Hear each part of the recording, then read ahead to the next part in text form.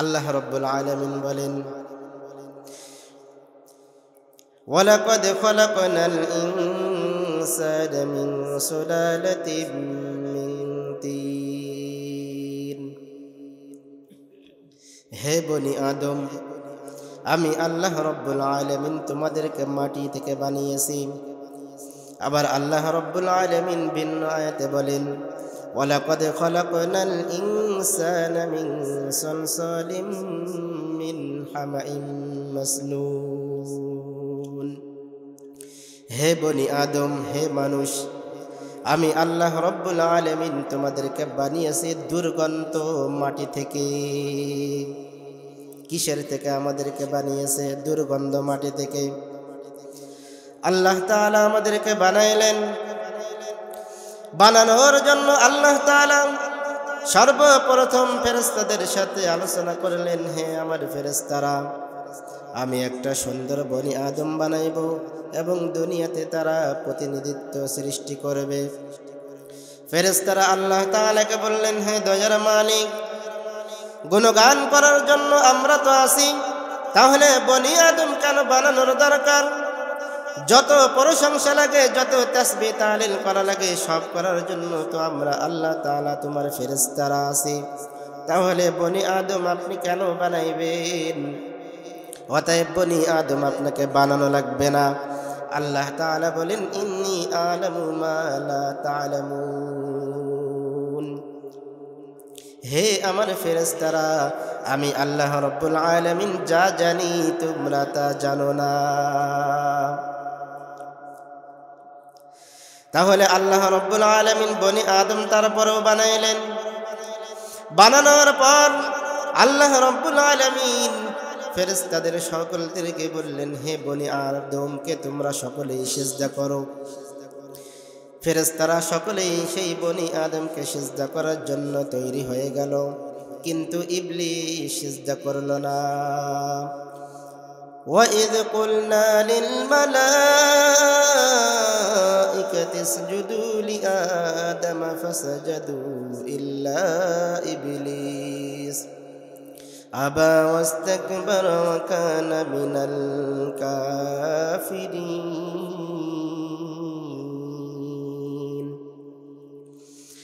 বনি আদমকে সকলে সিজদা করার জন্য রেডি হয়ে গেল। ফেরেশতারা বনি আদমকে সিজদায় লুটে পড়ে গেল। সবাই সিজদা করলো, কিন্তু ইবলিস ব্যতীত। আবা ওয়াস্তাকবারা ওয়া কানা মিনাল কাফিরিন।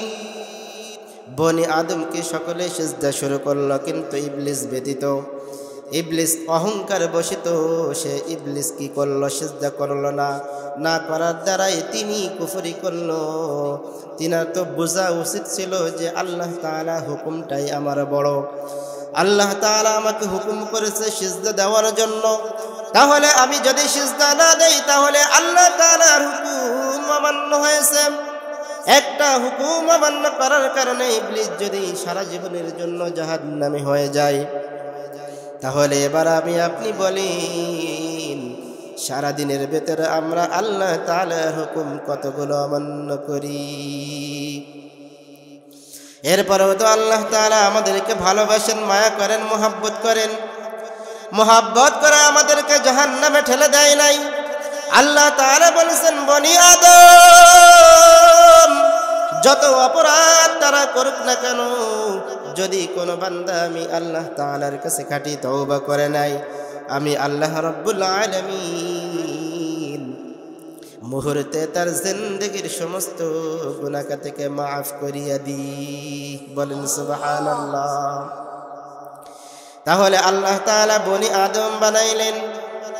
বানানোর পর আল্লাহ তাআলা এই দুনিয়ার বুকে পাঠিয়ে দিলেন। পাঠিয়ে দেওয়ার পর এর ভিতরে আরো অনেক কথা আছে, কিন্তু আমি সংক্ষেপে আপনাদেরকে সামনে নিয়ে যাইতেছি যে আল্লাহ তাআলা আমাদেরকে কেন বানাইলেন। আল্লাহ তাআলা বানানোর একমাত্র উদ্দেশ্য হলো, হে বনি আদম, তোমাকে বানিয়েছি আমি একমাত্র মাওলা পাকের ইবাদতের জন্য। কিসের জন্য আমাদেরকে বানিয়েছে? কিসের জন্য? ব্যবসার জন্য নাকি? মাঠে চাষ করার জন্য নাকি? আল্লাহ তাআলা বলেন, ওয়ামা খালাকতুল জিন্না ওয়াল ইনসা ইল্লা লিয়াবুদুন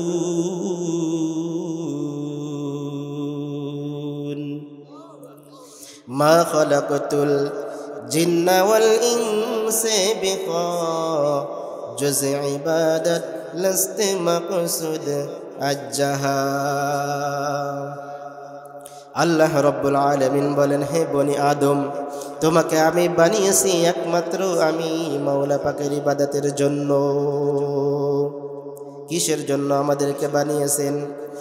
আল্লাহ তাআলা বলেন, হে বনি আদম, তোমাকে বানিয়েছি আমার দাসত্ব করার জন্য, আমার গোলামি করার জন্য, আমার ইবাদত করার জন্য তোমাকে বানিয়েছি। অথচ তুমি আমাকে না মানিয়ে আমার ইবাদত না করিয়া তুমি কত অন্যায় কাজ করতেছো। আমি আল্লাহ রব্বুল আলামিন তোমার পরে রাগ করতে পারতাম, কিন্তু রাগ করে নাই। তুমি এত অন্যায় করার পর আমি আল্লাহ রব্বুল আলামিন মায়ার নজর দিয়ে তোমাদের দিকে তাকিয়েছি, এরপরও তোমার আমি কখনো সম্মান হানি করিনি। হে বনি আদম, তুমি কি জানো তোমার সম্মান কত? তোমার সম্মান হলো পৃথিবীর ভিতরে সব থেকে বেশি। আমরা দেখি সব থেকে দামি দামি কত বিল্ডিং, কত বাড়ি, কত গাড়ি, কত জিনিস আমরা দেখি। আল্লাহ তাআলা বলেন, না রে বনি আদম, তোমার সম্মান হলো দুনিয়ার ভিতরে সব থেকে বেশি। ওয়ালাকাদ কাররামনা বনি আদম, ওয়ালাকাদ কাররামনা বনি আদম, ওয়ালাকাদ কাররামনা বনি আদম ওয়া হামালনাহুম ফিল বাররি ওয়াল বাহরি ওয়া রাযাকনাহুম মিনাত তাইয়্যিবাত ওয়া ফাদ্দালনাহুম আলা কাসীরিম মিম্মান খালাকনা তাফদীলা। আল্লাহ রব্বুল আলামিন বলেন, হে দুনিয়ার বনি আদম, আমি আল্লাহ রব্বুল আলামিন গোটা জগতের ভিতরে বনি আদমকেই করেছি সব থেকে সম্মানিত। এবং বনি আদমের জন্য আমি কত সুন্দর রিজিকের ব্যবস্থা করেছি, তোমরা দেখেছো নাকি? বনি আদমের জন্য আমি উত্তম রিজিকের ব্যবস্থা করলাম। দুনিয়ার বুকে আপনি তাকিয়ে দেখেন কত প্রাণী, কত হিংস্র প্রাণী, তাদের খাবারের ব্যবস্থা কি কখনো এরকম হয় নাকি যে কোনো বাড়ি বিরিয়ানি পোলাও রান্না হয়? হয় নাকি আপনাদের এলাকায়? আমাদের এলাকায় তো হয় না, আপনাদের এলাকায় হয় না রে বাবা, না। পৃথিবীতে কোনো প্রাণীর জন্য আলাদাভাবে সুন্দর আয়োজনের রান্না হয় না। অথচ বনি আদমের জন্য পিওর খাবারটা, সুন্দর খাবারটা আল্লাহ রব্বুল আলামিন রিজিক হিসেবে বরাদ্দ করে দিলেন। আবার বনি আদম, তুমি তাকিয়ে দেখো তোমার চলার জন্য কত সুন্দর বাহন। তুমি এখান থেকে ঢাকায় যাবে, তুমি এখান থেকে চট্টগ্রাম যাবে, তুমি এখান থেকে বিদেশ যাবে, তুমি এখান থেকে হজ করতে যাবে, তোমার জন্য মোটরসাইকেলের ব্যবস্থা আছে, তোমার জন্য হেলিকপ্টারের ব্যবস্থা আছে, তোমার জন্য এসি বাসের ব্যবস্থা আছে, তোমার জন্য প্লেনের ব্যবস্থা আছে, রকেটের ব্যবস্থা আছে। হে বনি আদম, তুমি যদি মনে করো আমি এখান থেকে হেঁটে কোথাও যাব না, তাও সম্ভব। অথচ বনি আদম দেখো, আল্লাহ তাআলা বলেন তোমার জন্য কত সুন্দর যানবাহনের ব্যবস্থা আমি আল্লাহ রব্বুল আলামিন করলাম। এমন যানবাহনের ব্যবস্থা পৃথিবীতে আর কোন প্রাণীর জন্য আছে বলেন আপনারা? আছে নাকি? না রে বাবা, না। আল্লাহ তাআলা আমাদেরকে এত মায়া করেন, এত ভালোবাসেন, যে ভালোবাসার বিনিময়ে বনি আদমের সম্মান যেমন সবার উপরে, তেমনি তার চলাফেরার জন্য আল্লাহ রব্বুল আলামিন সুন্দর ব্যবস্থা করে দিয়েছেন। বলেন সুবহানাল্লাহ। হে বনি আদম, তোমার সম্মান যেমন সব থেকে বেশি দিয়েছি, আবার তাকিয়ে দেখো তোমার মতো এমন সুন্দর আমি আল্লাহ রব্বুল আলামিন দুনিয়াতে কোনো কিছু সৃষ্টি করি নাই। হে বনি আদম, আমি আল্লাহ রব্বুল আলামিন তোমার জন্য যেমন সুন্দর চেহারা দান করলাম, এমন সুন্দর চেহারা আমি আর কাউকে দান করি নাই।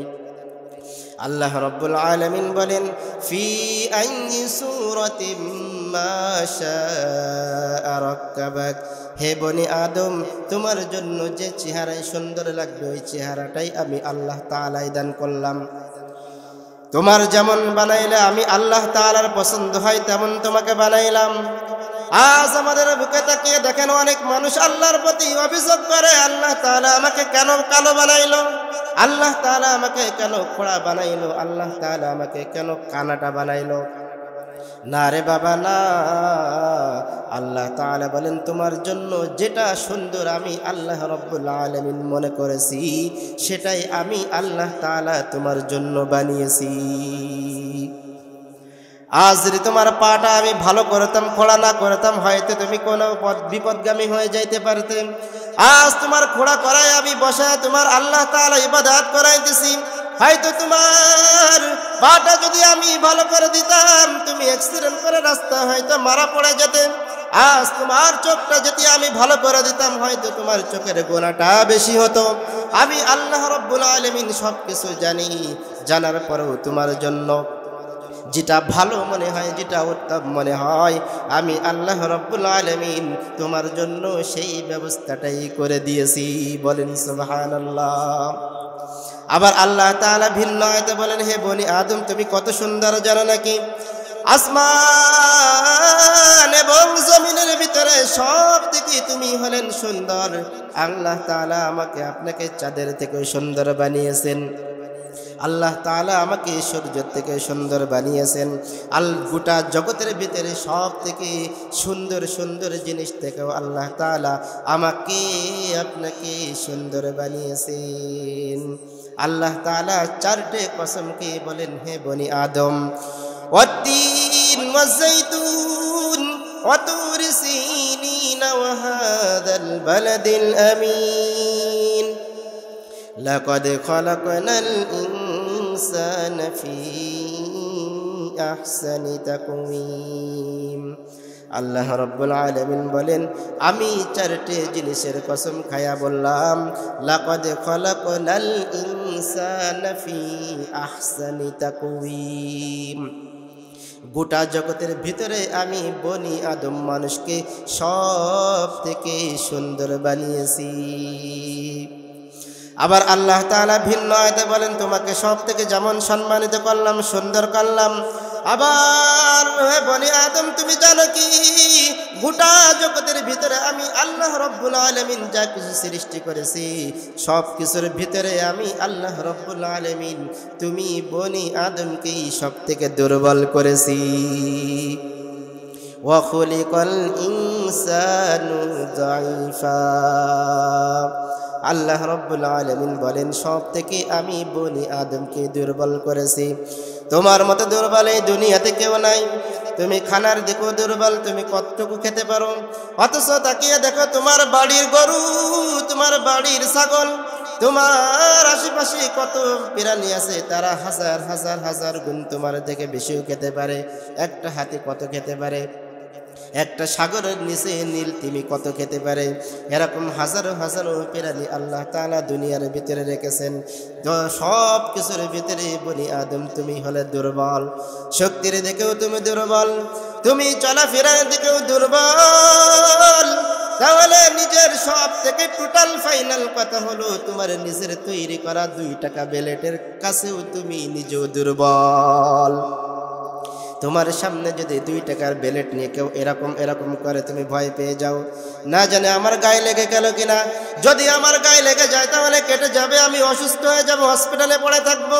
তোমার 2 দিন 3 দিন অসুস্থ হয়ে গেলে, একটু পাতলা পায়খানা হলে তোমাকে হসপিটালে যাওয়া লাগে, গাটা একটু গরম হলে, একটু জ্বর হইলে তোমাকে হসপিটালে পড়ে থাকতে হয়।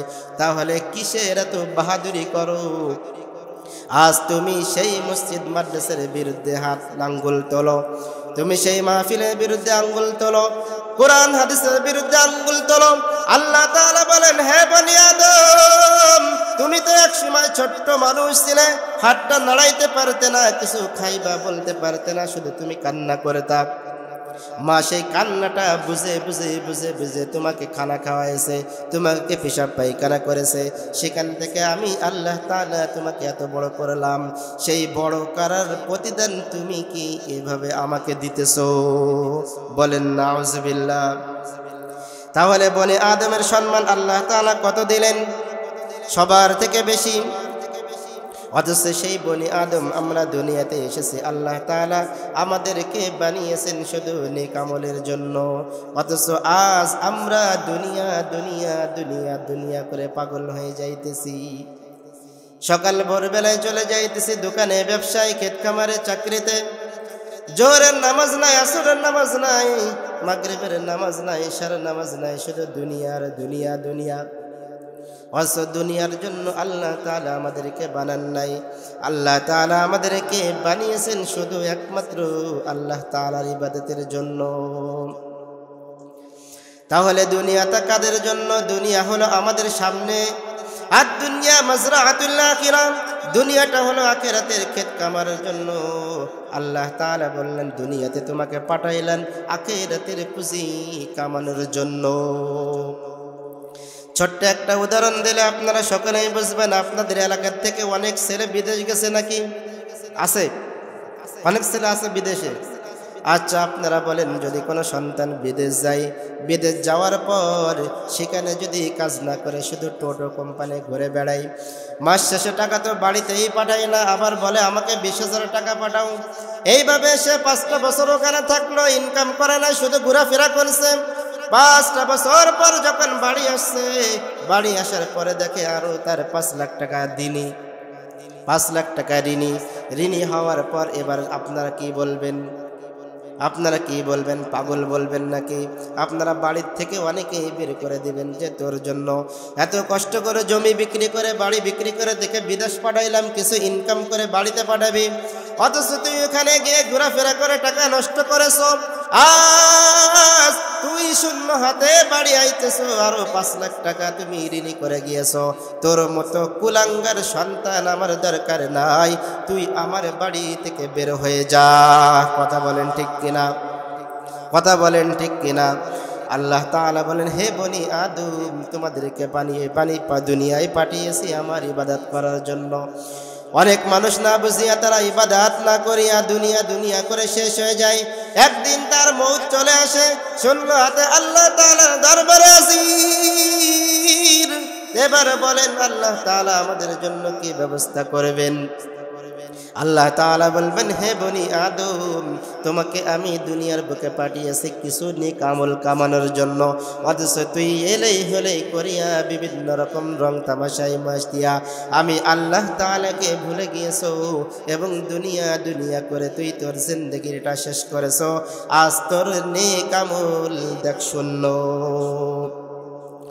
অথচ দুনিয়া যদি আল্লাহ তাআলা নবীরা করতে চাইতো পাইতো কিনা? আল্লাহ তাআলা নবীকে বলেছেন, হ্যাঁ নবী, আপনার কি লাগবে বলেন। যদি আপনি বলেন উহুদ পাহাড়কে আমি স্মরণ করিয়া দেব, আপনাকে বড় করিয়া দেব, আল্লাহ নবী বলেন, না রে দয়ার মালিক, আমার বড় লোক হওয়ার কোনো আশা নাই, আমি গরিবদের সাথে হাসরের ময়দানে উঠতে চাই। নবীকে গরিব ছিল নাকি? নবীকে গরিব ছিল নাকি? তার আপন চাচা আবু জেহেল, উতবা, শাইবা, তালিব, তারা তো মক্কার ভিতরে সব থেকে বংশীয় লোক ছিল, তারা রাজা বাদশা ছিল। তাহলে তার মুহাম্মদ সাল্লাল্লাহু আলাইহি ওয়াসাল্লামের পিতাও তো আব্দুল্লাহ, আবু জেহেলের ভাই। তাহলে সেও কি ফকির ছিল নাকি কোটিপতি? সকলে বলেন কোটিপতি নাকি ফকির? তিনিও ধনী লোক ছিল, তারপরেও তিনি সেগুলো ভ্রুক্ষেপ করেন নাই। তিনি খাদিজাতুল কুবরা রাদিয়াল্লাহু তাআলা আনহাকে বিবাহ করলেন। তিনিও ওই জামানায় মক্কার ভিতরে শ্রেষ্ঠ ব্যবসায়ী ছিল। শ্রেষ্ঠ ব্যবসায়ী মানে কি ফকির নাকি কোটিপতি? কোটিপতি। আল্লাহ তাআলার সেই দিন কায়েমের জন্য খাদিজা রাদিয়াল্লাহু তাআলা আনহু তার সমস্ত মাল দ্বীনের পথে দান করে দিয়েছেন। তাহলে আল্লাহ তাআলা দিনকে বিজয় করার জন্য যে নবীকে না বানাইলে গোটা পৃথিবী সৃষ্টি হতো না, সেই নবী ফকির হয়ে যাইতেছে না। আল্লাহ তাআলা দিন কায়েমের জন্য সব আল্লাহ তাআলার পথে বিলীন করে দিয়েছে। হযরত আবু বকর রাদিয়াল্লাহু তাআলা আনহু, তিনার কাপড়ের দোকান ছিল মক্কার ভিতরে, 14টা দোকান ছিল কাপড়ের দোকান। একটা কাস্টমার দোকানে ঢুকবে, সেখান থেকে খালি হাতে ফেরত যাওয়ার কোনো ভ্রুক্ষেপ হবে না। আপনি কয়টা দোকানে পাবেন না? একটা দোকানে, একটা না আরেকটা দোকানে 14টা দোকান রয়েছে। যে কোনো একটা দোকানের ভিতরে থেকে কিন্তু আপনার কাপড়টা অবশ্যই অবশ্যই পছন্দ হতেই হবে। সেই আবু বকর সব আল্লাহর পথে দান করিয়া লাস্টে সালার চট পর্যন্ত নিজের গায়ে মেখেছে শুধু জান্নাতের আশায়। আল্লাহ তাআলা বলেন, ইন্নাল্লাহা আশতারা মিনাল মুমিনিনা আনফুসাহুম ওয়া আমওয়ালাহুম বিআন্না লাহুমুল জান্নাহ।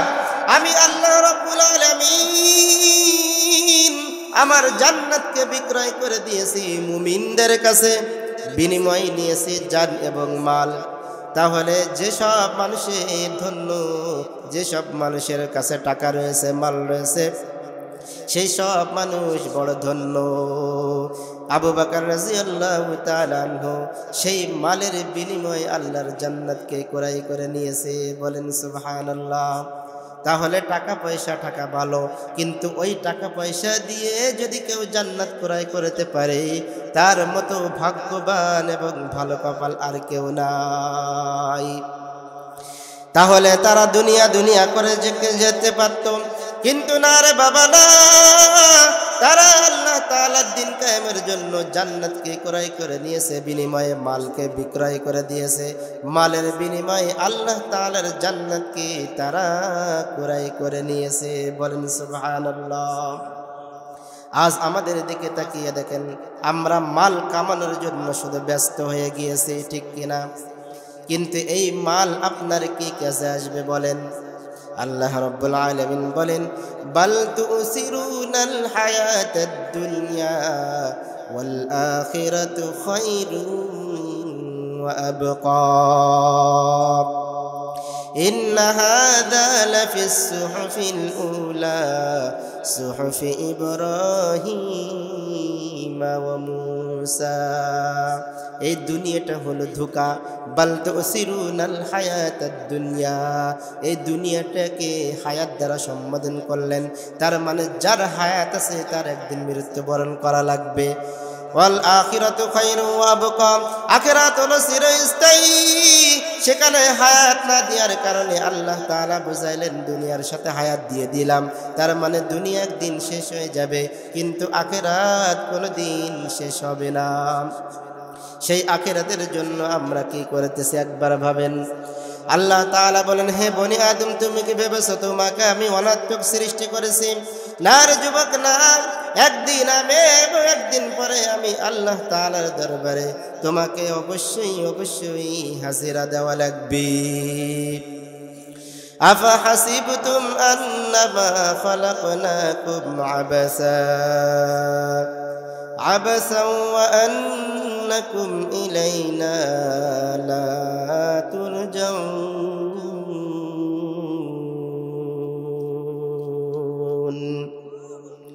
या इलाही तू मेरा माबूद है, या इलाही तू मेरा माशूक है, या इलाही मुझसे मुझको दूर को, ताकि देखो मुझ में तुझको एक नज़र। या इलाही तू मेरा माबूद है, या इलाही तू मेरा माशूक है। তাহলে আল্লাহ তাআলা বলেন, আমার সামনে কি নিয়ে দাঁড়াইবা তুমি? তোমার আমাকে আমি আল্লাহ তাআলা তোমাকে তো অনাত্মক সৃষ্টি করেনি। একদিন আগে পরে আমি আল্লাহ তাআলার দরবারে তোমাকে অবশ্যই হাজিরা দেওয়া লাগবে, কিন্তু হাজিরাটা যে তুমি দিবা কি নিয়ে আমি আল্লাহ তাআলার সামনে দাঁড়াইবা, এটাই হলো কথা।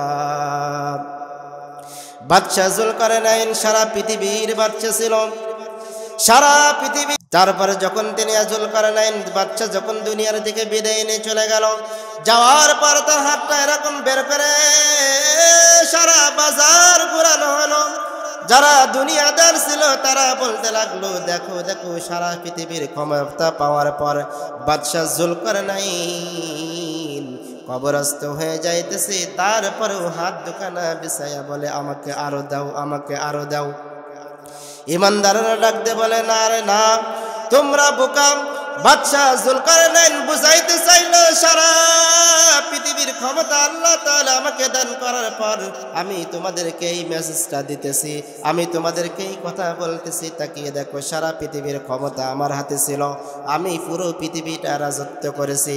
আজ আমার হাতের দিকে তাকিয়ে দেখো, আজ আমি শূন্য হাতে কবরে রওনা হলাম। তাহলে আজ আপনি কিসের জন্য পড়ে আছেন? আপনি টাকার পেছনে পড়ে আছেন। আপনি 5 তলা বিল্ডিং করবেন, আপনি 10 তলা বিল্ডিং করবেন, আপনি 50 তলা বিল্ডিং করবেন, 100 তলা বিল্ডিং করবেন, 100টা গাড়ির মালিক। এই বিল্ডিং, এই টাকা পয়সা আপনার কি কাজে লাগবে বলেন? আপনি যখন দুনিয়ার থেকে বিদায় নিয়ে চলে যাবেন, আপনাকে কিন্তু শূন্য হাতে কবরে যাওয়া লাগবে। এই বাড়ি, এই গাড়ি, এই টাকা পয়সা কিন্তু আপনার কোনো কাজে আসবে না। যাদের জন্য সারা জীবনটা আপনি নিজের রক্তকে পানি করিয়া নিজের জীবনটাকে বিলীন করে দিয়েছেন, আপনি যখন দুনিয়ার থেকে বিদায় নিয়ে চলে যাবেন, যাওয়ার পর সেই সন্তান, সেই স্ত্রী, পিরান পিরে স্ত্রী সর্বপ্রথম আপনাকে এই ঘর থেকে বের করে দিবে কিনা? আজ পর্যন্ত কি কোনোদিন দেখেছেন যে আব্বা আমার জন্য এত কষ্ট করে গাড়ি করেছে, অ্যাকাউন্টে এত টাকা রেখেছে, বাড়ি করেছে? আমার আব্বা সারা জীবন এই এসি ঘরে শুয়ে ঘুমায়েছে, এই সোফার উপরে লক্ষ কোটি টাকার সোফার উপরে ঘুমায়েছে। আমার আব্বা আজ দুনিয়ার থেকে বিদায় নিয়ে চলে গেছে। আজ আমার আব্বা এই শীতের ভিতরে কেমনে সিঁড়ির তলে থাকবে? আমার আব্বা কেমনে এই বাঁশবাগানে পড়ে থাকবে? অতএব আজকে রাতটা, আজকে 2 দিন কি 1 সপ্তাহ আব্বার বানানো বাড়িটার ভিতরে আব্বা একটু ঘুমাক, এরকম কোনো দিন নজির আছে নাকি? তাহলে কিসের জন্য আজ আমরা দুনিয়ার বুকে পাগল হয়ে যাইতেছি?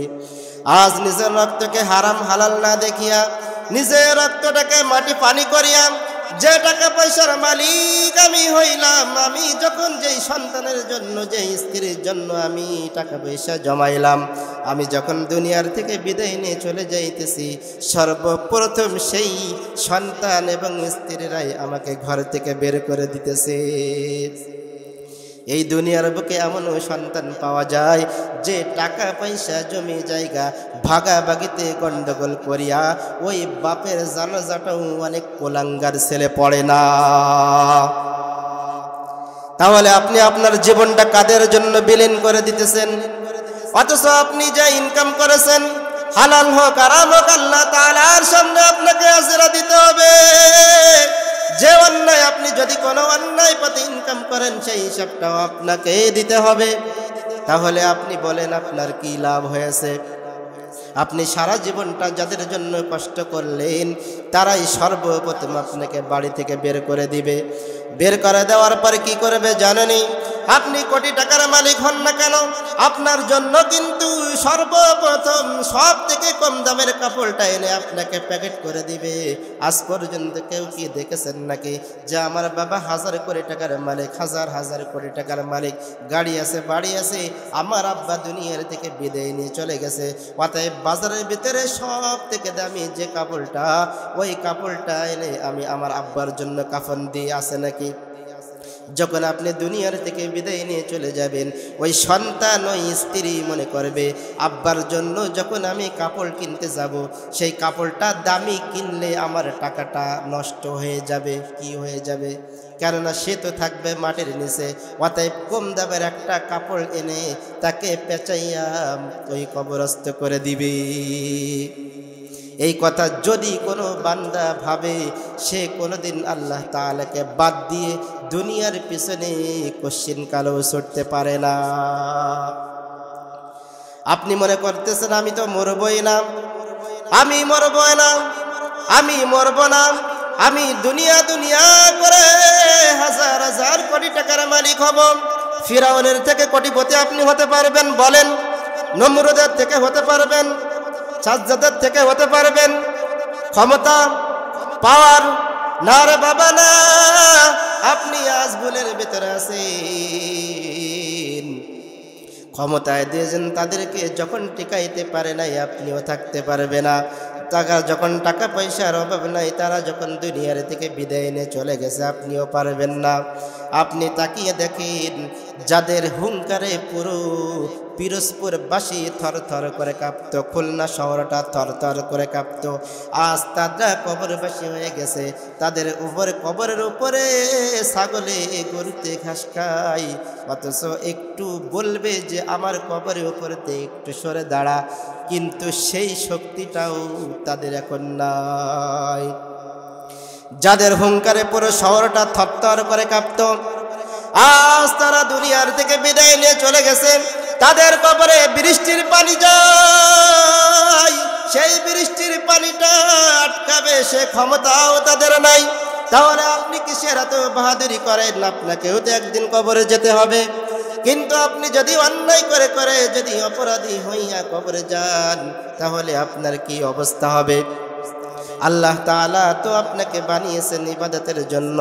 আপনি দুনিয়ার বুকে থাকবেন এবং আল্লাহ তাআলার নাজ নিয়ামতকে আপনি সম্পূর্ণ রূপে ভোগ করবেন, বিনিময়ে আল্লাহ তাআলার আপনি ইবাদত করবেন। ওয়ামা খালাকতুল জিন্না ওয়াল ইনসা ইল্লা লিয়াবুদুন। আল্লাহ তাআলা আমাকে আপনাকে বানিয়েছেন শুধুমাত্র এক আল্লাহ তাআলার গোলামি করার জন্য। তাহলে কিসের এত বাহাদুরি, এত অহংকার আপনার? আপনার একটু অসুস্থ হলে যদি আপনি দুনিয়া থেকে যদি হসপিটালে চলে যান, আপনি যদি বিছানায় 5 দিন শুয়ে থাকেন, তাহলে কিসের এত বাহাদুরি, কিসের এত অহংকারে? আর একদিন তো আপনার দুনিয়ার থেকে বিদায় নিয়ে চলে যেতে হবে, অবশ্যই অবশ্যই। কুল্লু নাফসিন যায়কাতুল মাউত। আল্লাহ তাআলা বলেন, যত প্রাণী দুনিয়ার বুকে আছে সবাইকে একদিন দুনিয়ার থেকে বিদায় নিয়ে চলে যেতে হবে। অনেকেই মনে করতে পারেন, না না আমি দুনিয়ার থেকে বিদায় নেব না, আমি আজরাইল থেকে দূরে পলায়ে যাব। আল্লাহ তাআলা বললেন, না রে, সে সুযোগ নাই। তুমি যেখানেই যাও না কেন, আজরাইলের সাথে তোমার একদিন অবশ্যই মোলাকাত হয়ে যাবে। قل إن الموت الذي تفرون منه فإنه ملاقيكم ثم تردون إلى عالم الغيب والشهادة فينبئكم بما كنتم تعملون।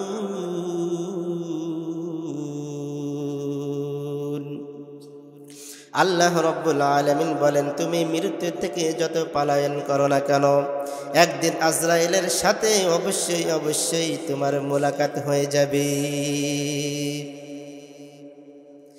তাহলে কিসের জন্য আপনি দুনিয়ার বুকে পড়ে আছেন? দুনিয়া আপনাকে থাকতে দিবে না, দুনিয়া আপনাকে লাথি মেরে দুনিয়ার থেকে বের করেই দিবে। আপনি যতই ক্ষমতাবান হন না কেন, যতই টাকা পয়সা মালিক হন না কেন, যতই আপনার হুঙ্কারে পুরো শহরটা থরথর কাঁপুক না কেন, একদিন এই মৃত্যু, একদিন এই দুনিয়া আপনাকে এই দুনিয়ার থেকে বিদায় করে দিবে। কেউ থাকতে পারবেন নাকি? কেউ থাকতে পারবে? এটা আমরা সকলেই জানি, কিন্তু মানতে চাই না। কি চাই না? মানতে চাই না। তাহলে দুনিয়া আমাদেরকে কখনোই থাকতে দেবে না, অথচ আমরা সেই দুনিয়া দুনিয়া করে আমাদের জিন্দেগিটা কি করতেছি? ভরপুর করে ফেলতেছি। দুনিয়াটা করে করে আমাদের জিন্দেগিটাকে নষ্ট করে ফেলতেছি। ও তুই এই দুনিয়ার মায়ায় পড়ে করছো কত বাহানা,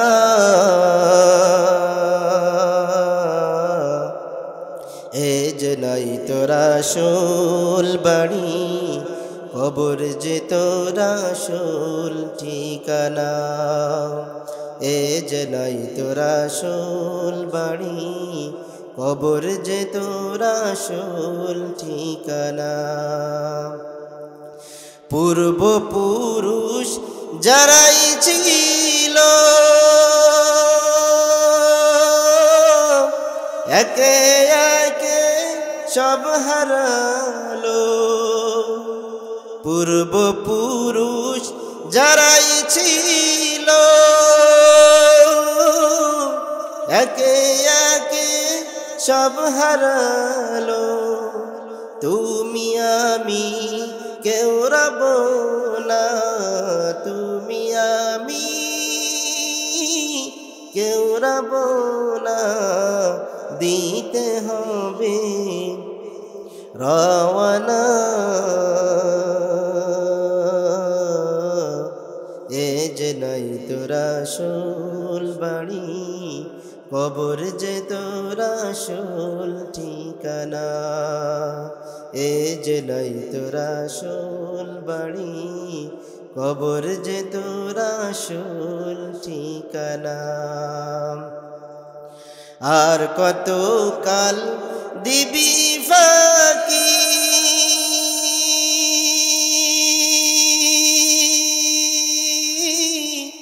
বেশি দিন আর নেই যে বাকি। আর কত কাল দিবি ফাঁকি, বেশি দিন যে নাই যে বাকি।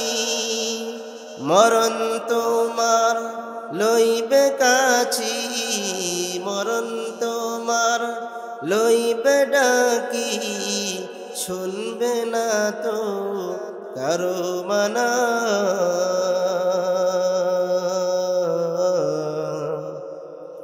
এ যে নাই তোরা আসল বাড়ি, কবর যে তোরা আসল ঠিকানা। এ যে নাই তোরা আসল বাড়ি, কবর যে তোরা আসল ঠিকানা। ও তুই এই দুনিয়ার মায়ায় পড়ে করছো কত বাহানা। এ যে নাই তোরা আসল বাড়ি, কবর যে তোরা আসল ঠিকানা। এ যে নাই তোরা আসল বাড়ি, কবর যে তোরা আসল ঠিকানা। খারাপ লাগে? খারাপ লাগে? আরো শুনবেন তো? আরো চলবে? আল্লাহ তাআলা আমাদের সকলকে বেশি বেশি করে কোরআন হাদিসের কথা এবং আল্লাহ তাআলা যে বিধিবিধানগুলো আছে এগুলোর উপর আমল করা এবং এর উপরে চলার তৌফিক দান করেন। সকলে বলেন আমিন। সকলে আওয়াজ করে বলেন আমিন। খারাপ লাগে মনে হয় নাকি? তাহলে আমরা কি বুঝলাম, দুনিয়াটা আসল নাকি আখিরাত আসল? আখিরাতের জন্য আপনাকে আমাকে অবশ্যই কি করতে হবে? পুঁজি জোগাড় করতেই হবে। আল্লাহ তাআলা তো আমাকে আপনাকে অনার্থক সৃষ্টি করেনি, কিছু কিছুর জন্য আমাকে কি করেছে? সৃষ্টি করেছে। আফাহাসিবতুম আন্নামা খালাকনাকুম আবাসা, আফাহাসিবতুম আন্নামা খালাকনাকুম আবাসা ওয়া আন্নাকুম ইলাইনা লা তুরজাউন। হে বনি আদম, তুমি কি ভেবেছো আমি আল্লাহ রব্বুল আলামিন তোমাকে অনার্থক সৃষ্টি করেছি? না রে যুবক, না। একদিন আবে এবং একদিন পরে আমি আল্লাহ তাআলার সামনে তোমাকে অবশ্যই হাজিরা দেওয়া লাগবে। আপনি যদি দুনিয়ার থেকে নেক আমল করতে না পারেন তাহলে কবরে গিয়ে কি করবেন? আপনি আল্লাহ তাআলা তো আমাকে আপনাকে সৃষ্টি করেছে ইবাদতের জন্য। আল্লাহ তাআলা বলেন, হ্যাঁ দুনিয়ার মানুষ, বনি আদমের জন্য ইবাদত করা কত সহজ জানো নাকি? আল্লাহ তাআলা বলেন, দুনিয়ার বুকে ইবাদতের মতো এত সহজ আর কিছুই নাই। আপনি 5 ওয়াক্ত নামাজ পড়বেন, আল্লাহ তাআলা মাত্র আপনাকে 50 ওয়াক্ত নামাজের সওয়াব দিবেন। রোজা রাখবেন, হজ করবেন, যাকাত দিবেন, গুনাহ থেকে বেঁচে থাকবেন। গুনাহ থেকে বেঁচে থাকাটাই হলো ইবাদত। আল্লাহ তাআলা বলেন, পরনারীর দিকে তাকিও না। যদি তুমি তাকাও তাহলে গুনাহ, না যদি তাকাও তাহলে সব। আল্লাহ তাআলা বলেন মিথ্যা বলিও না, যদি তুমি মিথ্যা বলো গুনাহ, মিথ্যা না বললে সওয়াব। আল্লাহ তাআলা বলেন সুদ খেও না, সুদ না খাইলে সওয়াব, খেলে গুনাহ। আল্লাহ তাআলা বলেন তুমি মানুষের জমি ফাঁকি দিও না, যখন তুমি মানুষের জমি ফাঁকি দিবে তখন গুনাহ, যখন তুমি ফাঁকি না দিবে তখন সওয়াব। একমাত্র টোটাল ফাইনাল কথা হলো গুনাহ না করাটাই হলো ইবাদত।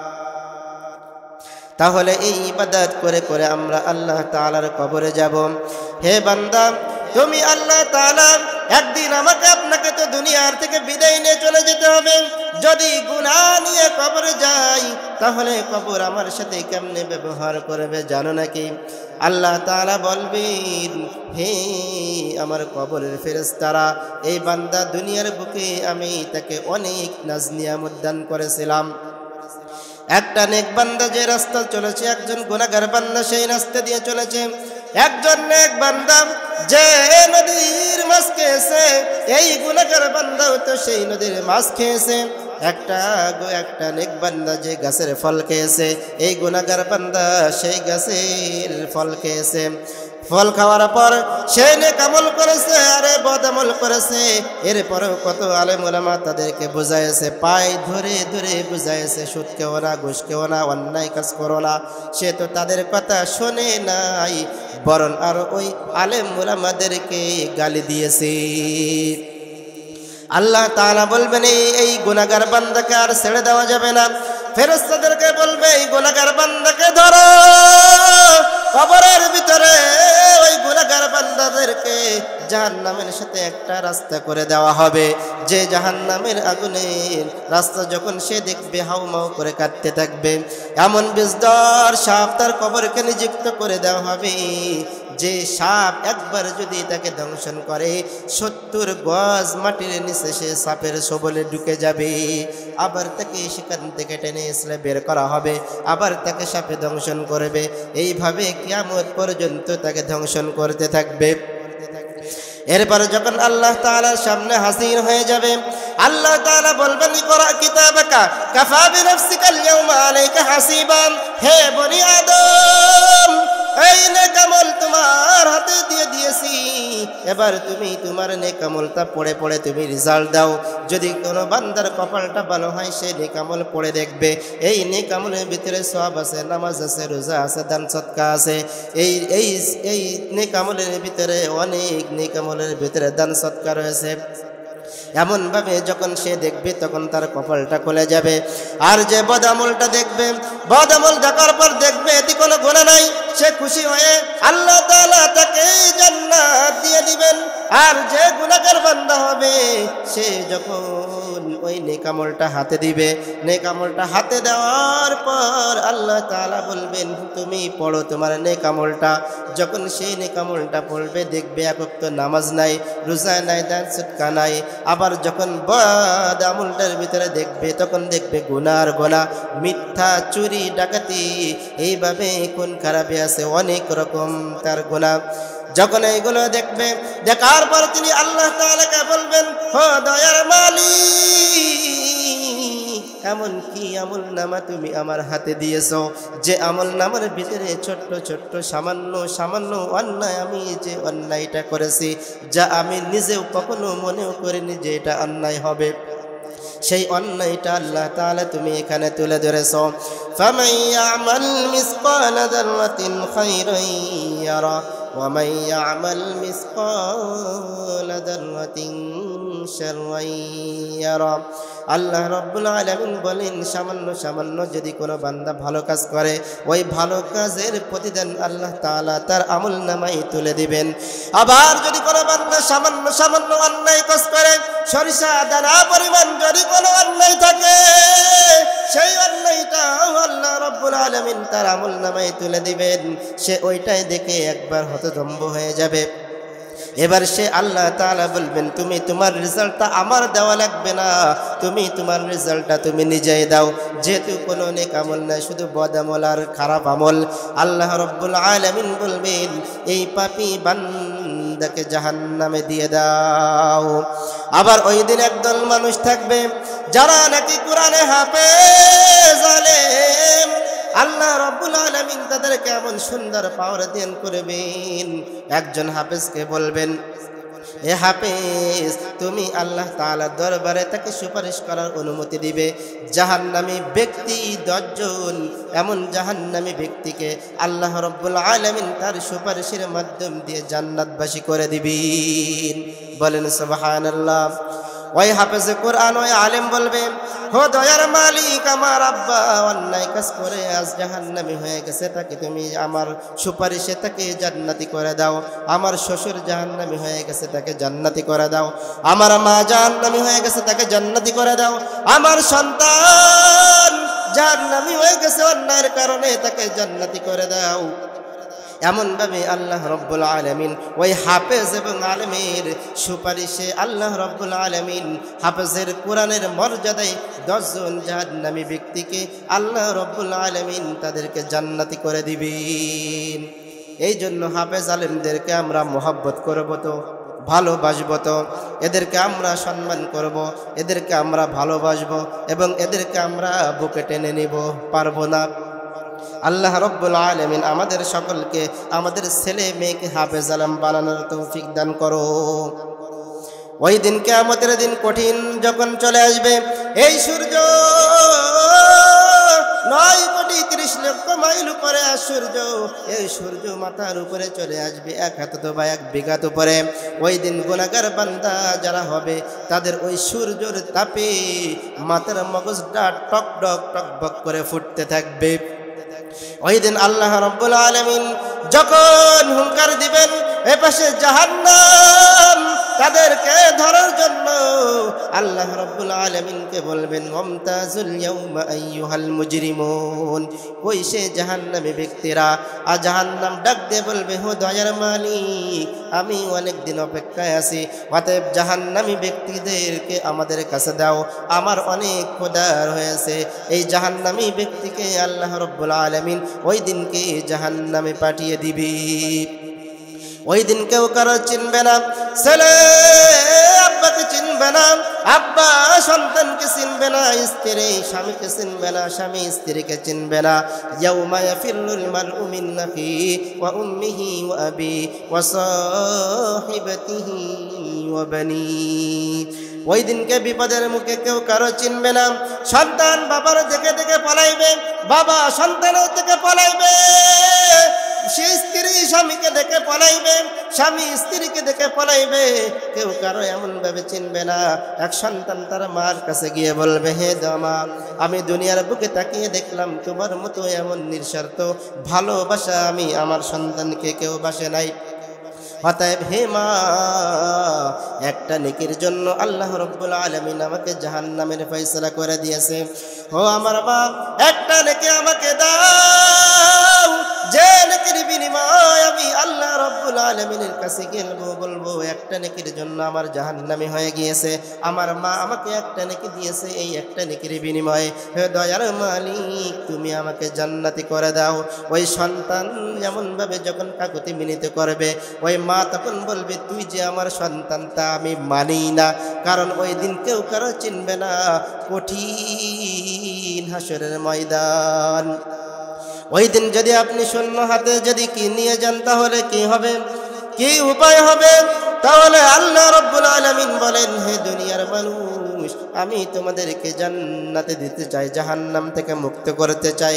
এই জন্য যারা অন্যায় করে করে, অপরাধ করে করে নিজের নফসের উপরে জুলুম করে ফেলেছ, আমি আল্লাহ রাব্বুল আলামিন ওই সমস্ত বান্দাদেরকে ডাক দিয়েছি, قل يا عبادي الذين أسرفوا على أنفسهم لا تقنطوا من رحمة الله إن الله يغفر الذنوب جميعا إنه هو الغفور الرحيم।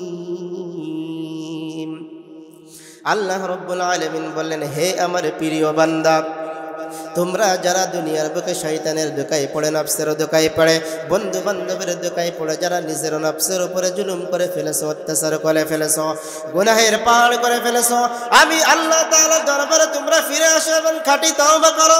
যদি মুমিন বান্দা তুমি আমার কাছে যখন খাঁটি তওবা করবে আমি আল্লাহ রব্বুল আলামিন ওয়াদা করলাম সাথে সাথে তোমাদের জিন্দেগীর সমস্ত গুনাহ থেকে মাফ করিয়া দিব।